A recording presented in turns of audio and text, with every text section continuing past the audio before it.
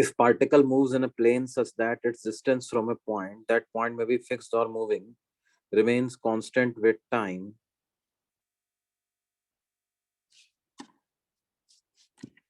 तो उसके पाथ को हम क्या कहेंगे?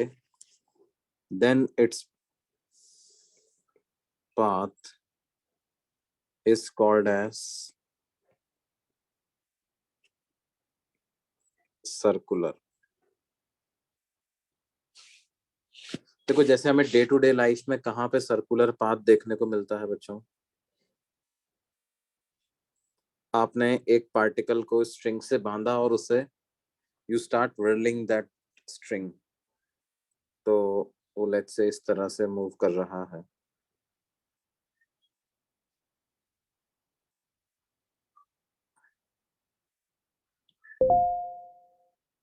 तो उसका पाथ जो कहलाएगा वो कैसा कहलाएगा? Circular path.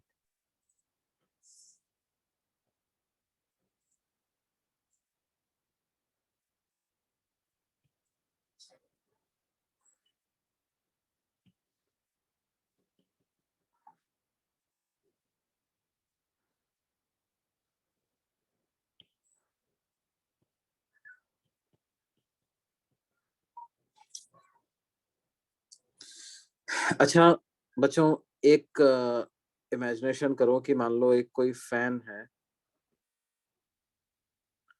और ये जो फैन है ये फिक्स्ड है to the ceiling of a moving car या मूविंग ट्रेन, है ना?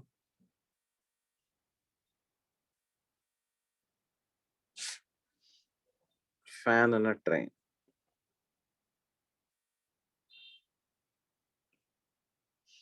और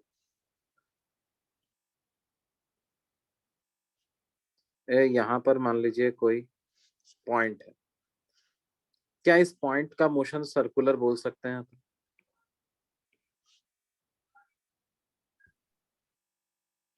Can I say that motion of this point will be circular? Sir वो ऑब्जर्वर पे डिपेंड करता है ना। ऑब्जर्वर पे डिपेंड करेगा, बिल्कुल सही बात है। कैसे, कौन सा ऑब्जर्वर को सर्कुलर लगेगा? जो ट्रेन में है उसे सर्कुलर लगेगा, और जो आउटसाइड है ग्राउंड पे नॉर्मल अर्थ पे तो फिर उसे नहीं लगेगा वैसे। बिल्कुल सही बात है। अगर ट्रेन में कोई पैसेंजर बैठा हुआ है तो उसके रेस्पेक्ट में इसका मोशन कैसा होगा? Circular, right? तो देखो यहाँ पर जो मैंने ये पॉइंट लिखा था ना कि it's distance from A point fixed और मूविंग, दैट वो पॉइंट कुछ फिक्स्ड भी हो सकता है, वो पॉइंट मूविंग भी हो सकता है। तो इसके केस में हम क्या कहेंगे? ये पार्टिकल सर्कुलर पाथ में मूव कर रहा है with respect to a centre which is also moving, है ना? और जो सेंटर से जो फिक्स डिस्टेंस रहती है उस फिक्स डिस्टेंस को क्या बोलते हैं? Radius. Fixed distance from centre is called as radius. क्या ये बात समझ में आती है बेटा? Yes sir.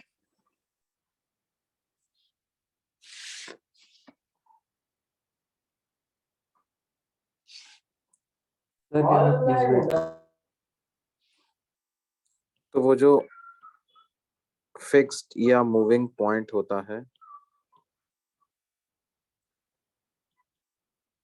is called as center of the circle, और जो फिक्स्ड डिस्टेंस होती है is called as radius of circle।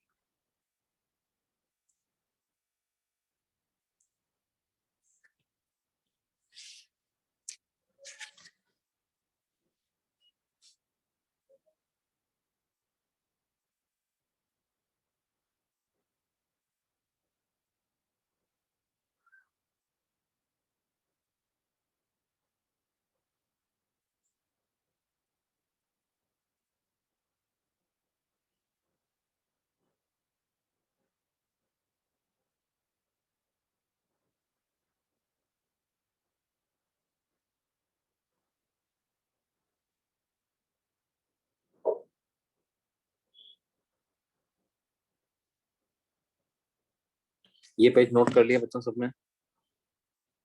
Yes sir sir. नहीं हुआ। ओके।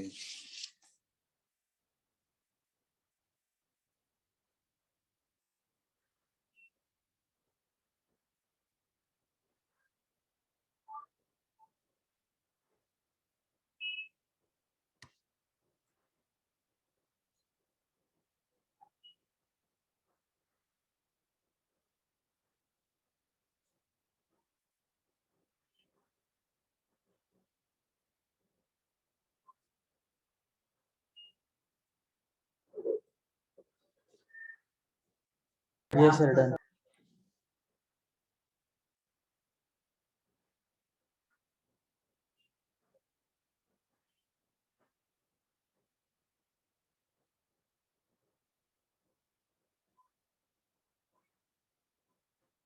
सर हो गया। ओके बेटे।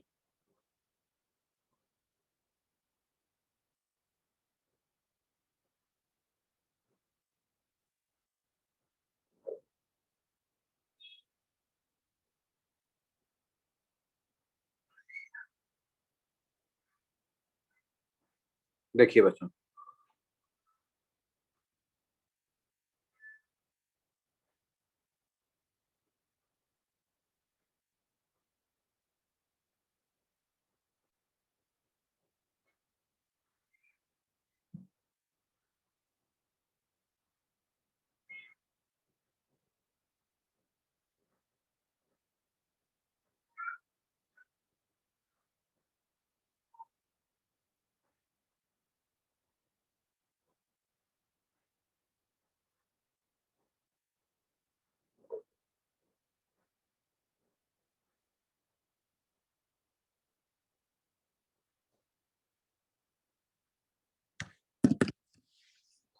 देखिए ये सर्कुलर मोशन का ऐसा। अब ध्यान दो, सर्कुलर मोशन को स्टडी करने के लिए हम कुछ डेफिनेशन पढ़ते हैं। वो डेफिनेशन क्या क्या है? Angular position,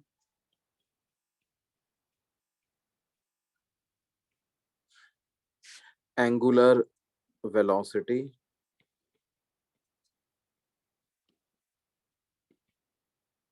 and angular acceleration.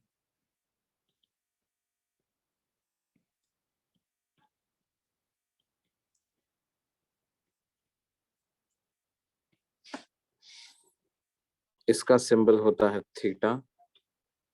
Sorry, angular velocity से पहले हमें पढ़ना पड़ेगा एंगुलर डिस्प्लेसमेंट,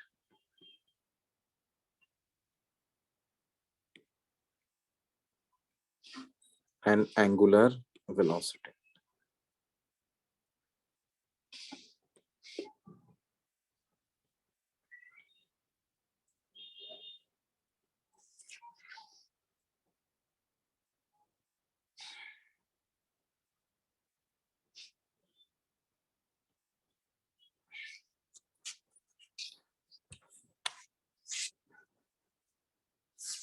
अब देखिए बेटे, एंगुलर पोजीशन क्या होता है?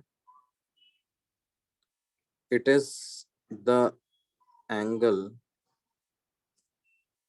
which position vector of particle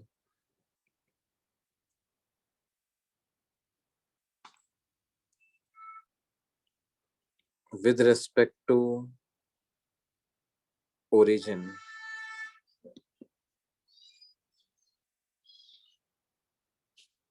makes with a fixed line called as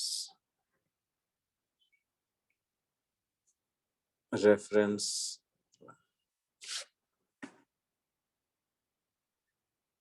particle का पोजीशन वेक्टर, किसी ओरिजिन के रेस्पेक्ट में जो पार्टिकल का पोजीशन वेक्टर है, ये एक फिक्स लाइन जिसको हम रेफरेंस लाइन बोलते हैं, उसके साथ जो एंगल बनाता है, इस एंगल को बोलते हैं क्या? Angular position.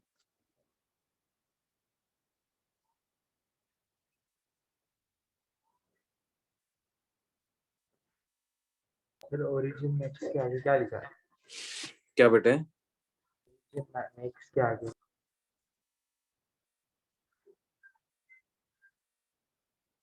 With respect to, with respect to, WRT मतलब विद रेस्पेक्ट टू, फिर उसके आगे with respect to origin makes with a fixed line.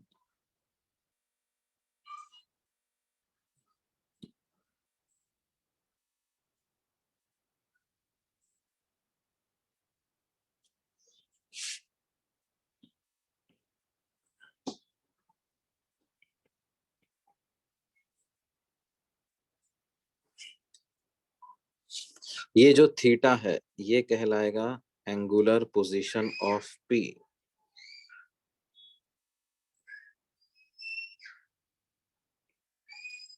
with respect to O.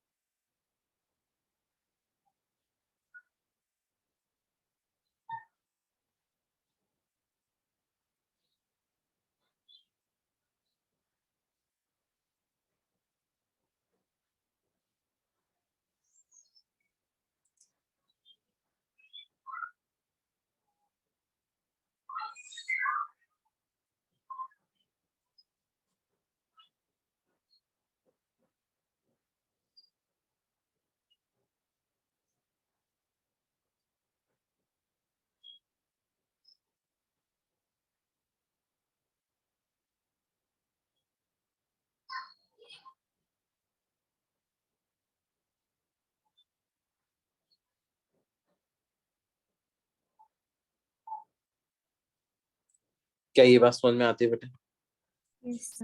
Yes sir. Angular displacement क्या होता है?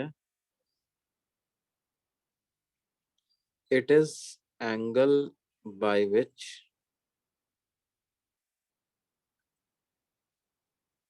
the position vector of particle with respect to position vector of particle rotates in a time interval.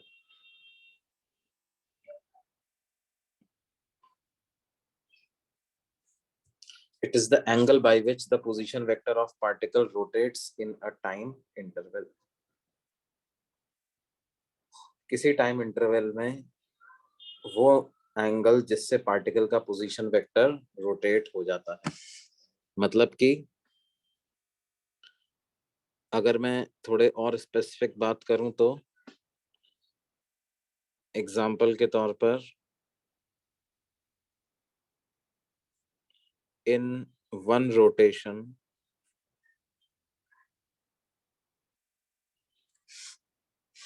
angular displacement is called as, angular displacement को कितना कहा जाएगा बच्चों एक rotation में? 360 डिग्री। 360 डिग्री।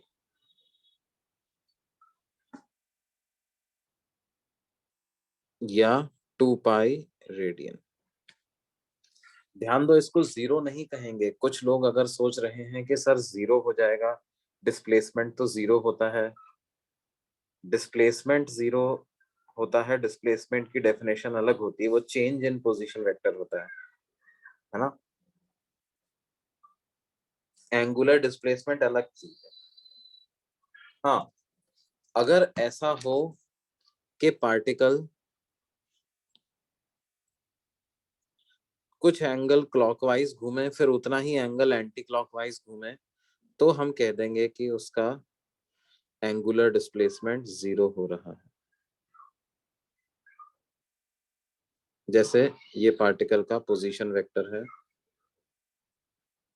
थोड़ा एंगल एंटी क्लॉकवाइज घूमे और फिर उसके बाद थोड़ा एंगल, उतना ही एंगल वापस से क्लॉकवाइज घूम करके उसी जगह पर आ जाए, तो इस केस में टोटल एंगुलर डिस्प्लेसमेंट को क्या कहेंगे? कितना हो जाएगा बच्चों? 0. 0 विल बी 0।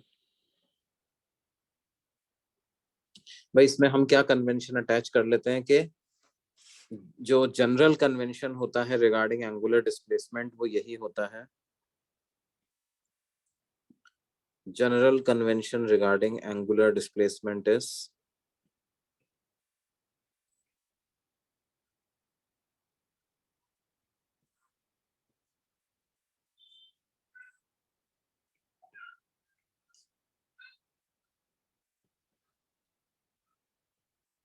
वो ये होता है कि एंटी क्लॉकवाइज डायरेक्शन में अगर हो रहा है ना, ACW एंटी क्लॉकवाइज, तो उसको पॉजिटिव कह दिया जाता है, और यदि क्लॉकवाइज डायरेक्शन में हो रहा है तो उसको नेगेटिव कहा जाता है। हाँ बेटे बोलो। सर, हाँ बोलो क्या बेटा। आप 0 कैसे आए वापस बता सकते हो क्या? 0 कैसे आया? वापस बता सकते हो क्या? हाँ भैया 0 कैसे आया, देखो 30 डिग्री एंटी क्लॉकवाइज फिर 30 डिग्री क्लॉकवाइज, तो एक को तुम पॉजिटिव कहो तो दूसरा नेगेटिव हो जाएगा। हाँ सर। तो 30 प्लस माइनस 30 ऐड होकर ये ऐड होकर के सर 0 आ जाएगा।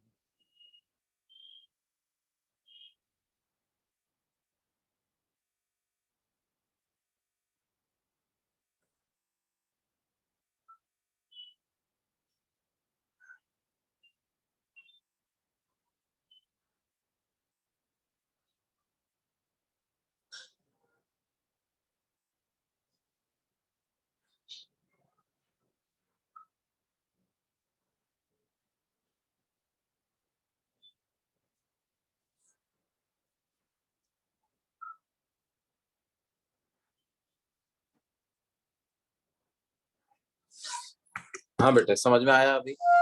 Yes sir. इसका SI यूनिट क्या होगा एंगुलर डिस्प्लेसमेंट का? SI unit is radian.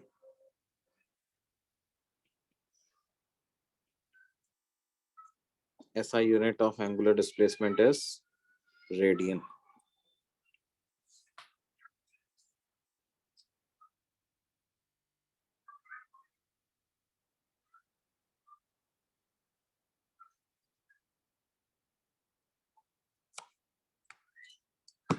अच्छा देखिए, एंगुलर डिस्प्लेसमेंट वेक्टर होता है या स्केलर? तो एंगुलर डिस्प्लेसमेंट के बारे में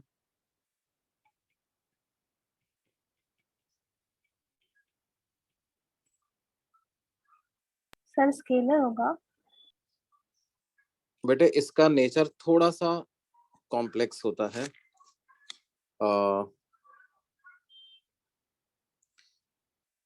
अगर इनफाइनाइटली स्मॉल हुआ, इनफाइनाइटली स्मॉल अगर हुआ तो वो तो वेक्टर होता है, और अगर फाइनाइटली लार्ज हुआ तो उसको स्केलर की तरह से ट्रीट करते हैं। अब तुम कहोगे सर ऐसा क्यों? भाई देखो, वैसे तो क्या है, थोड़े से यानी आगे की बात है ना, लेकिन हमें एक चीज पता होती है कि वेक्टर क्वांटिटी किसे कहते हैं? Those physical quantities which follow laws of vector algebra are called as vectors. क्यों? Yes sir.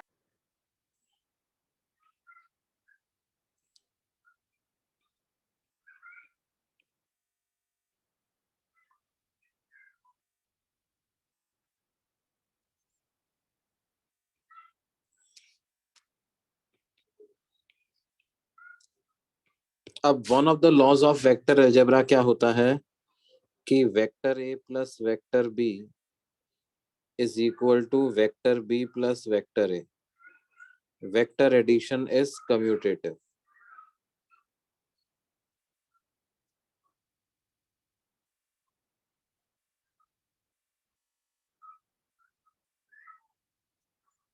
मतलब हम 3i कैप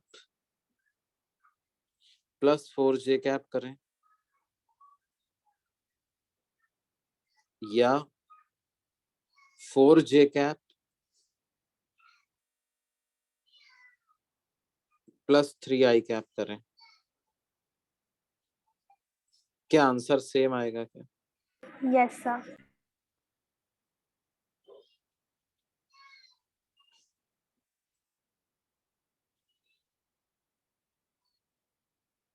दोनों का आंसर क्या आएगा? वो 5 ही आएगा दोनों का आंसर।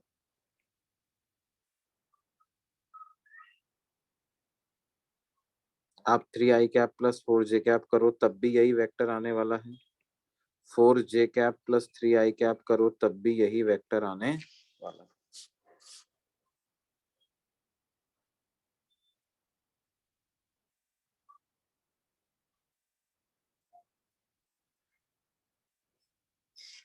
क्या ये बात समझ में आती है बच्चों? Yes sir. लेकिन क्या होता है when large angular displacements are added,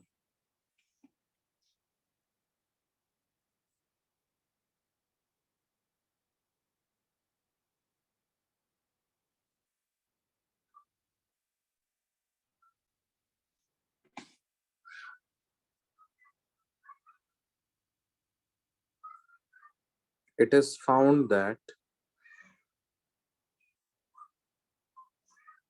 their addition is not commutative.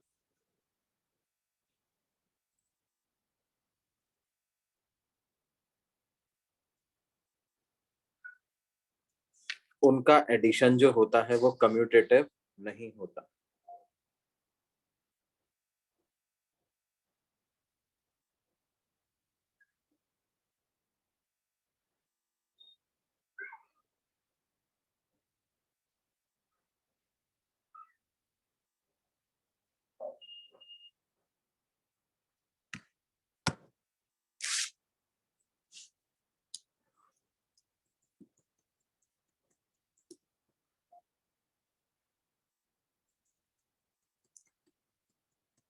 है ना? कम्यूटेटिव होता नहीं होता का मतलब क्या है, θ1 प्लस θ2 से जो रिजल्ट आता है वो θ2 प्लस θ1 से नहीं आता। एंड टू इलस्ट्रेट इट, ऐसा क्यों नहीं होता, मैं तुम्हें एक एग्जांपल समझाता हूँ। Let me illustrate it with the help of a nice diagram. देखो ये वो डायग्राम है।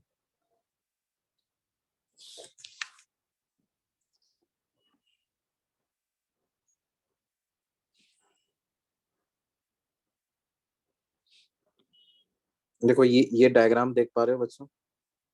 Yes sir. Yes sir. देखो ये मैं आपके नोट्स में ही ले जाता हूँ।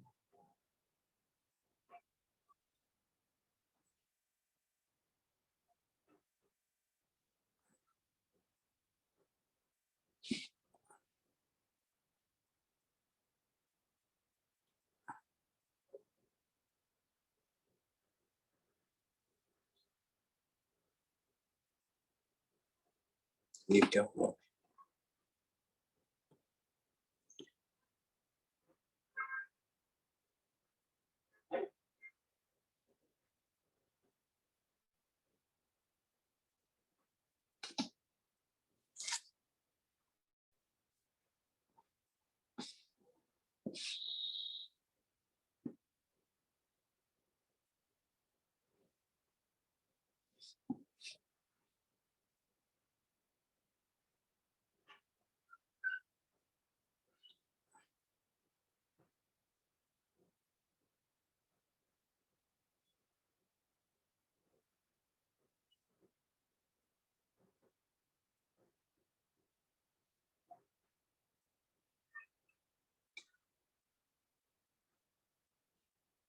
देखिए बच्चों,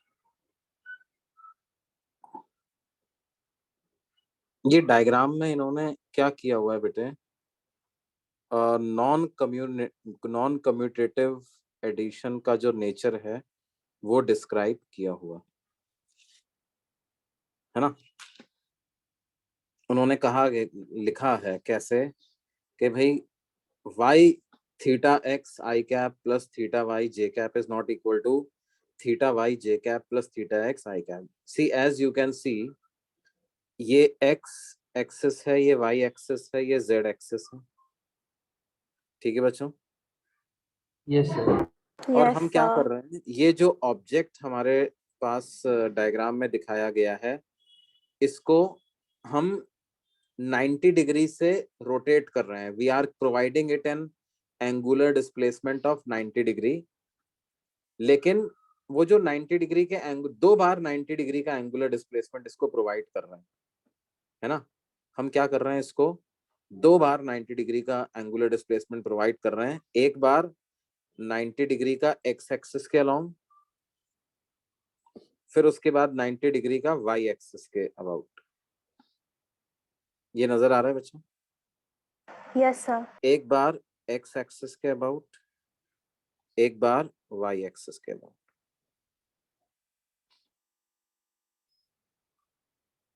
एक बार एक्स एक्सिस के अबाउट, एक बार वाई एक्सिस के अबाउट। Is it clear? हाँ सर। Yes sir. एक बार एक्स एक्सिस के अबाउट, एक बार वाई एक्सिस। और ये जो दूसरा वाला डायग्राम है, ये वाला डायग्राम, इसमें हमने क्या किया है, पहले वाई एक्सिस के अबाउट रोटेट किया, और रोटेट करने के बाद फिर एक्स एक्सिस के अबाउट रोटेट किया। समझ रहे हैं? Yes sir. हाँ सर। है ना। मतलब इसको मैं नाम दे रहा हूं figure 2,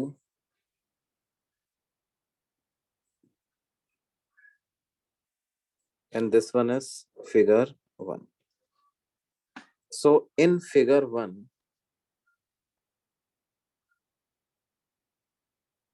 what we are, Do we have to copy this diagram? I'll send you the notes. तो notes में आपके साथ आ जाएगा, है ना। Okay sir. तो फिगर 1 में हमने क्या किया है, 90 degree rotation about x axis followed by 90 degree rotation about y axis. Sir. हाँ बेटे। सर तो फिर सर, लेकिन अगर अब मैं इसे दूसरे साइड से रोटेट कर दूं, जैसे कि एंटी क्लॉकवाइज यहाँ पर हमने रोटेट किया है सर, तो क्लॉकवाइज में भी फर्क नहीं पड़ेगा ना? नहीं नहीं भाई, आपको दोनों डायग्राम में रोटेशन एक जैसा ही रखना है, बस सीक्वेंस बदलना है आपको। यहाँ पर फिगर 1 में x था, फिर y हो गया। फिगर 2 में y, पहले y बाद में x। Okay sir, okay sir. ठीक है। बाकी रोटेशन पे एंटी कुछ इफेक्ट क्लॉकवाइज नहीं हुआ तो है। जो, अगर फिगर 1 में एंटी क्लॉकवाइज है तो फिगर 2 में भी एंटी क्लॉकवाइज ही रखना है आपको, यस है ना। सर जेड में घुमाने से चेंज होगा कुछ? हाँ वो तो बेटे, अपन को तो क्या है, अपन तो कम्यूटेटिवनेस देख रहे हैं ना। तो आपको बस क्या चेक करना है कि दो थीटा 1 प्लस थीटा 2 और थीटा 2 प्लस थीटा 1 सेम आ रहा है कि नहीं आ रहा, आपको बस इतना चेक करना है। आपकी मर्जी, आप थीटा 3 पे भी लगा लो तो वो अलग बात है। ठीक है। ये दोनों अगर Yes, अलग अलग yes. आ गए तो हमारा तो पॉइंट प्रूव हो गया ना कि ये वेक्टर नहीं है। Yes, yes. तो फिगर 2 में हम क्या कर रहे हैं, सर तो सारे केसेस में क्लॉकवाइज एंटी क्लॉकवाइज डायरेक्शन में ही होगा। अरे यार तुम क्या बात कर रहे हो, तुम्हारी मर्जी, जिसमें रोटेट कर लो ना, कौन रोक रहा है तुमको। लेकिन एक बार एक एग्जांपल तो समझ लो पहले तुम। Yes sir. You are not understanding the whole point behind this exercise.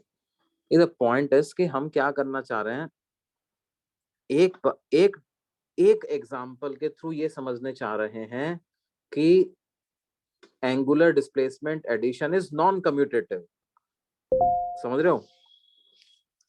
जैसे मैंने ये बताया था ना भाई, 3 I cap 4 J cap is equal to 4 J cap plus 3 I cap. यहाँ पर कम्यूटेटिव प्रॉपर्टी फॉलो होती है।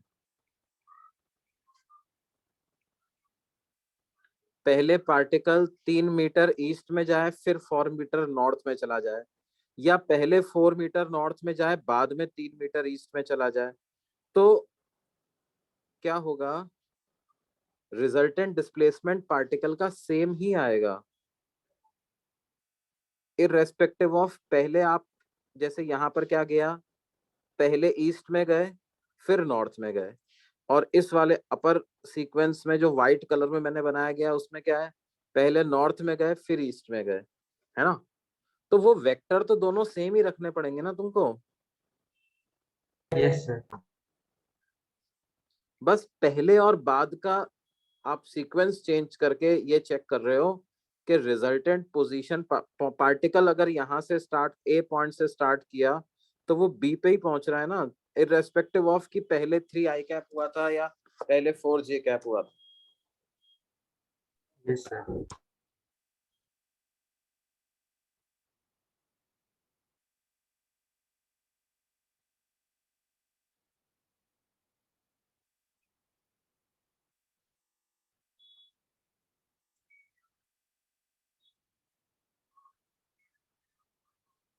अब देखिए क्या है,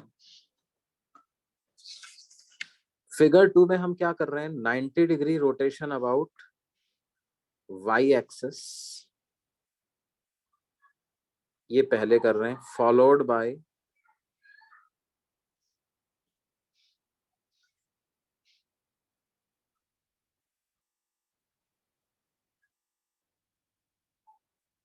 ninety degree rotation about X axis.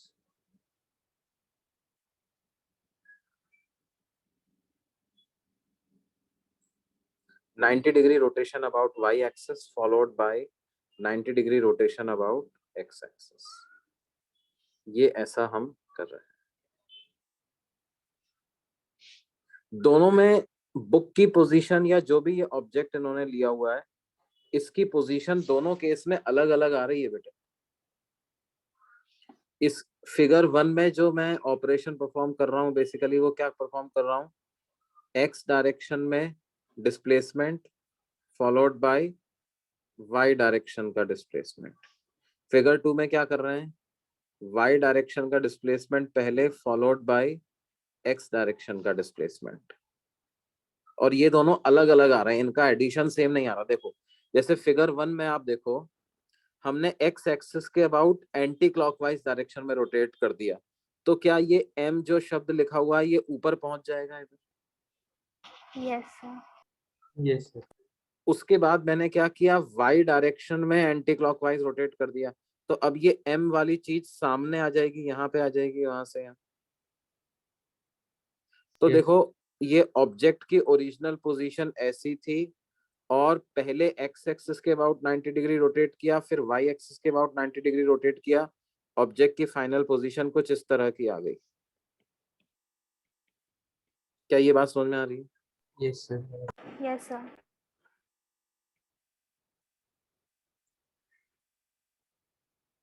लेकिन अगर मान लो यही मैं पहले वाई एक्सिस के अबाउट रोटेट करता, ये वाई एक्सिस है, इसके अबाउट 90 डिग्री रोटेट कर देता, तो एम पॉइंट इधर आ जाता, ये रहा, और Yes, फिर sir. एक्स एक्सिस के अबाउट फिर एंटी क्लॉकवाइज में रोटेट कर देता जैसे पहले किया था, तो ये एम ऊपर चला जाता। Now compare these two positions, क्या ये दोनों पोजीशन सेम है क्या बच्चों? नो। No, sir. ये दोनों पोजीशन सेम बिल्कुल भी नहीं है। देखो इन्होंने लिखा हुआ है थीटा एक्स आई कैप प्लस थीटा वाई जे कैप, और यहाँ लिखा हुआ है थीटा वाई जे कैप प्लस थीटा एक्स आई कैप। मतलब थीटा एक्स आई कैप प्लस थीटा वाई जे कैप करने पे फाइनल पोजीशन ये वाली आती है, थीटा वाई जे कैप प्लस थीटा एक्स आई कैप करके फाइनल पोजीशन ये वाली आती है। ये दोनों पोजीशन अलग अलग आ रही हैं, इसका मतलब क्या है, theta X plus theta Y is not equal to theta Y plus theta X. क्यों बेटे? Yes sir. Yes, sir. Yes, sir. Is not equal to theta Y plus theta X. क्या ये बात समझ में आ रही है बच्चों? Yes sir.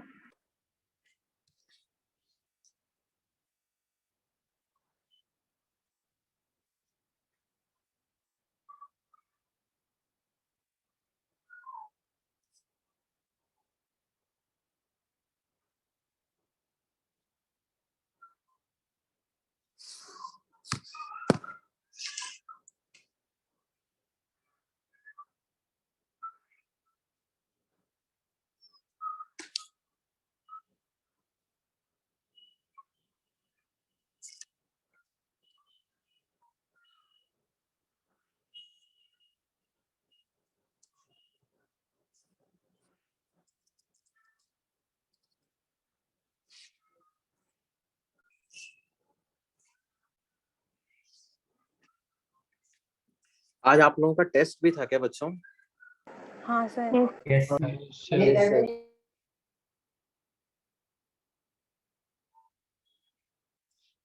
सर मेंस और एडवांस दोनों का था।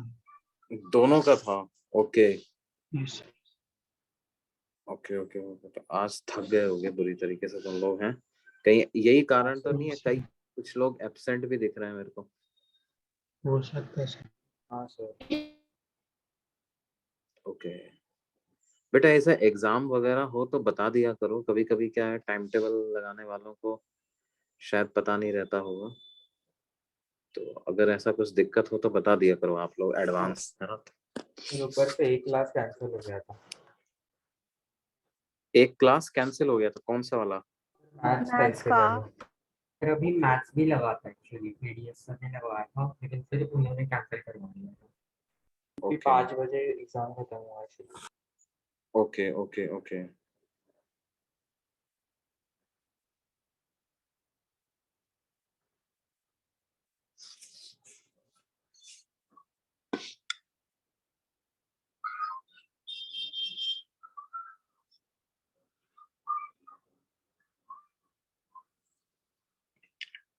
ओके बच्चों, ठीक है, हम थोड़ा आराम आराम से पढ़ते हैं, है ना? ये बात समझ में आ गई तुम्हें बच्चों, जो पॉइंट यहाँ पर अपन बोलना चाह रहे हैं? हाँ सर। ओके। कि ये जो लार्ज एंगुलर डिस्प्लेसमेंट्स होते हैं, कहने का मतलब क्या है? What point we have illustrated here is that finitely large angular displacements, addition of finitely large angular displacements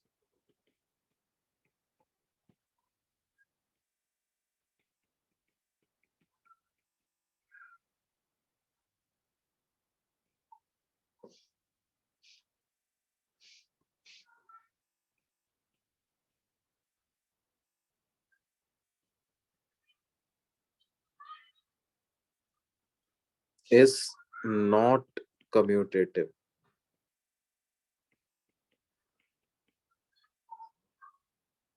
Hence, they are not categorized as vectors.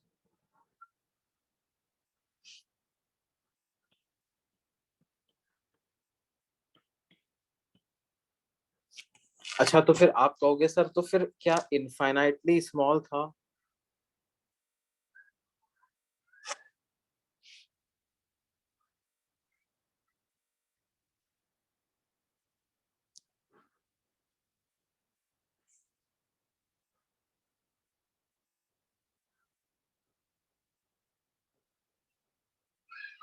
Sir वो कम्यूटेटिव के बाद क्या लिखा है?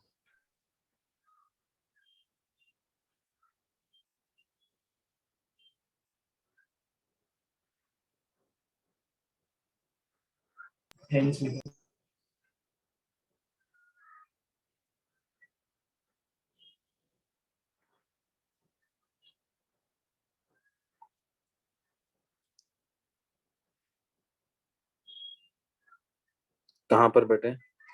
Hence, they are not categorized as.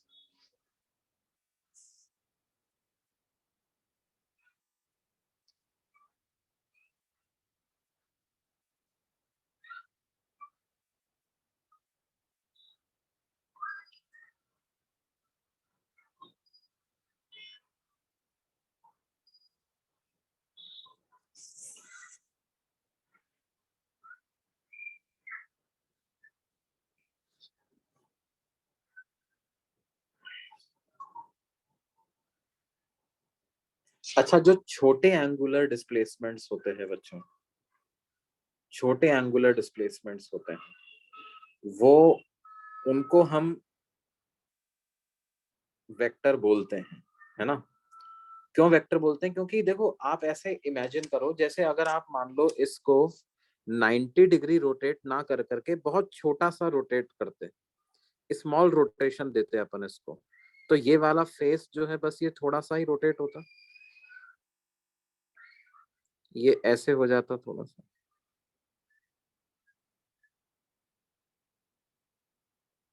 क्या हुई? Sir क्या फिर से बता सकते हो आपने क्या मान लो हमने क्या किया, इसको 90 डिग्री नहीं रोटेट किया। अब मैं देखो क्या क्या चेक करवाना चाह रहा हूं तुमको कि d θ1 प्लस d θ2